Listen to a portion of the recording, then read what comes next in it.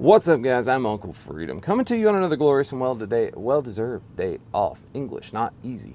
Today, we're going to talk about a top 10. Not my top 10 firearms, not my top 10 ammos, and not my top 10 uncomfortable truths of prepping. How about top 10 rules for self-defense and defensive encounters in general? This should be a good time. Number one, be aware of your surroundings. That's a rule. If you are aware of your surroundings, it can help you avoid the fight altogether, which is how you win all of them. And it's a good option. Also, being aware of it, if you can't avoid it, you can at least see it coming, identify what's about to take place, and take the steps needed to mitigate that problem. Number two, de-escalation will forever and always be your best option. Your ability to turn into a sleazy car salesman and verbal judo the crap out of somebody that results in you not fighting them is your best defense. I will tell you right now, people that say all the time, cops need to de-escalate. Cops are required by law and mandated to take de-escalation training every single year. Sometimes situations can't be de-escalated. I'm pretty good at it. I'm a Southern guy. I will straight turn on my accent and I will talk to you like I'm in Alabama again. And when I do that, people have a habit of listening to me. It's kind of that storybook voice. That's actually how I really sound. It takes a great deal of work to not sound like that all the time because people laugh on the radio when I call out. But de-escalation will always win. If you can talk to somebody and calm that situation down, again, you win every fight you don't actually get into, and this is a way to not get into that fight. Number three, fair fights only exist in sports. You are not going to come out into that Waffle House parking lot and touch gloves after you two had an argument about your scattered covered chunk. You're not going to do that, and you're not going to fight by rules. Fair fights aren't a real thing in the real world. They exist in boxing rings and octagons. Fight like you need to win, right? Third monkey that. I've said that before. If you got to fight like the third monkey and it's starting to rain. You have to win that fight because here's the thing. There is no governing body that decides when the fight is over. The fight is over when, if you lose, that dude stops hitting you. So it would behoove you to do what you have to do and understand that it's not a fair fight, right? If fights are unfair, be as unfair as you can be, man. The object is to win. Nobody cares how you did it. Number four, there is absolutely zero half-in to fights. Half-in gets you killed. And if you've got to fight, like you can't just be like, oh, I'm going to fight, but I'm only going to slap him because I don't want to break his jaw. Screw that. Break his jaw, man. If you've got to fight, fight. Don't half-in it, man. Fights are never the place to be half-in, half-out, right? You need to pick one and be that. Number five, and this goes great with four, and that is indecisiveness will absolutely get you killed. You see this a lot in the firearms pew-pew world. So this guy is clear. Video on this is coming soon. If we were to say draw this, and I am indecisive as to whether or not I needed to draw this, first off, you should have paid more attention in class. Second, once you've drawn it, the damage is done. And nobody said you had to shoot him when you drew it, right? Like that's another point. Be decisive in your actions. If we are in a situation where this is now a warranted option for me to survive my encounter, and I draw this out, and I tell him, like, stop, man. Like, that's a decisive action. But being decisive means that if he doesn't stop, I have to do that part of it. Yes, YouTube, the firearm is clear. I'm in a safe area of my home, which I maintenance work on firearms. There's actually Kevlar panels, old bulletproof vest on the walls, because I try fire down here. Number six, if you are not willing to do harm to somebody else will harm you. It's kind of the rule of the jungle when we start talking about getting into fights. You cannot patty cake when it comes time to actually get into a real fight with another human being. Those rules are dictated by the fact of what he is about to do to you or what you fear could happen to you if you lose the fight. Again, there aren't rules, not a fair fight. It's a self-defense encounter. You have to be willing to hurt back, right? I go a lot into this into the mindset videos, and I'll leave a link over here. I talk about the fact that the mindset triad and your ability to rationalize what's got to happen is one of the most important things we have as a self-defense minded individual. And this is, make no mistake, where it belongs. And that is, if you are not willing to hurt the person who is trying to hurt you, you will lose every time. Number 7, and I like this one because it humbles a lot of people, and that is, you're not a born fighter. I've heard that before. Like, I'm a born fighter. When I see red and I see red light, it just all happens. No, you're not, man. You're not a born fighter. Nobody's ever a born fighter. You can be inclined to fight, but I will absolutely tell you, if you talk to me and you're like, man, I've been in 50 street fights and I've never lost one, you've never been in a real fight, because I will promise you, you don't learn crap from winning all the time.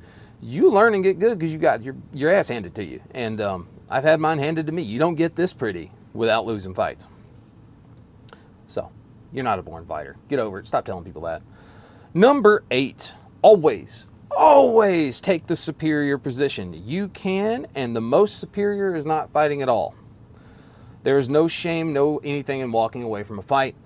If this guy gives you the mount, take the mount, right? Like, that's a jiu-jitsu thing, right? If somebody's going to give you a superior positioning tactic, same thing with wrestlers, they know what I'm talking about. If somebody's going to give you a superior option, take the superior option, because he'll take it if you don't. It's just life, right? To always take the superior position. The superior position is not getting in a fight to begin with, but if you must it, okay? Number 9, never, ever, ever fight on their level. Don't do that. If you're attacked, always take it up a notch, right? If this guy comes over and he starts swinging to hit you in the face, there is absolutely nothing that says you can't take an expandable baton and crack that dude in the forearm, okay? Be smart. Take a use of force course. They're excellent. Cops have to take them all the freaking time so that we understand the actual use of force pyramid, how to implement certain options, and when we're allowed to do things like passive resistance, passive aggression, active aggression. We meet those with different levels of force. A full threat environment, like there's weapons, but we don't need to shoot the dude. Use the taser. If the dude is actually coming over there and he's about to stab you in the face, you get to shoot at that point, right? For those people that don't think that's how that works, that's actually how it works. That's how the use of force continuum is actually written. And that same use of force continuum applies to you. If the outset of you not doing whatever it is that you were going to do results in you dying, you should probably be using lethal force at that time if that's the option you have. Number 10, walking away will never ever make you weak. It doesn't make you, oh man, politically correct brain had to like jump in and filter that because it was gonna do its own thing. If you can walk away from a situation, walk away. Right? There's a lot of truth to the bigger man walks away. It is factual, man. If you can just not fight, then don't fight, because all the rest of this crap doesn't matter if you can just avoid it to begin with. Like, that's the part people don't seem to understand. Walk away.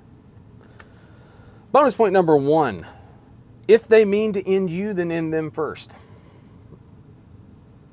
You don't get a do-over. This isn't a video game. You don't have extra lives. You don't respawn from the last known saved point. If that dude is doing this at you, we are still clear. If they're doing this to you, you better be doing it back, man, because it's gonna look great on your tombstone, I guess. Didn't fight back.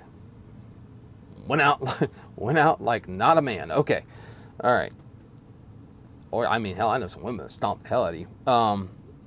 Bonus point number 2, if your initial response is never the intention to take a life. If that is your initial default response to a fight, and I have seen this take place, right? Like, dude's like, hey man, I'm gonna kick your ass, and this dude's like, oh yeah, what you gonna do? You're an idiot. And you shouldn't be carrying this if your mentality is a 12-year-old boy who's just had his family's honor offended, okay? No, sir. Right? This is not the number one thing. If this is your first default, you need to learn how to fight, right? You need to learn how to fight, carry a walking stick, do something the freak else, right? And the reason I say that is because this should never be your default response to a fight. If this is your default response to a fight, like, it takes a minute to get to this point. If you're immediately here, that dude better have a gun and about to shoot you. That's okay to have a default response of gun, right? That's totally fine. If dude doesn't have one of these and he's like just yelling at you and you draw this out and you're like, hey man, you better knock it off, you're an idiot and you're going to go to prison for brandishing a firearm with an assault charge, because it's the same kind of thing, right? Terroristic threat. You're an idiot. Don't do that. Bonus point number 3. Dalton was right. Be nice. That's a Roadhouse reference for you young people. Be nice. You will get a lot further in this world, and people are less apt to kind of pee in your Cheerios if you're just nice. There is nothing wrong with being nice to people. I am a very nice guy, and I am a nice guy until it's time to not be nice to people. I live my life by the Dalton Creed, okay? And you should as well. Be nice to people. It will get you a lot farther in this world, and you will avoid a lot of bad situations if you're just nice. My favorite quote of all time, and I'm going to leave you guys with this, is be virtuous and a good person, but be capable of extreme violence. You have to, Jordan Peterson, in case you're wondering, be a monster, but have that under voluntary control. Because if you're a monster and you have that under voluntary control and you choose to be nice, you're a virtuous person. But if you're not capable of great violence, you're not virtuous, you're harmless. He uses that as a bunny rabbit. A bunny rabbit is harmless, right? It's not capable of doing any damage. It's a harmless creature.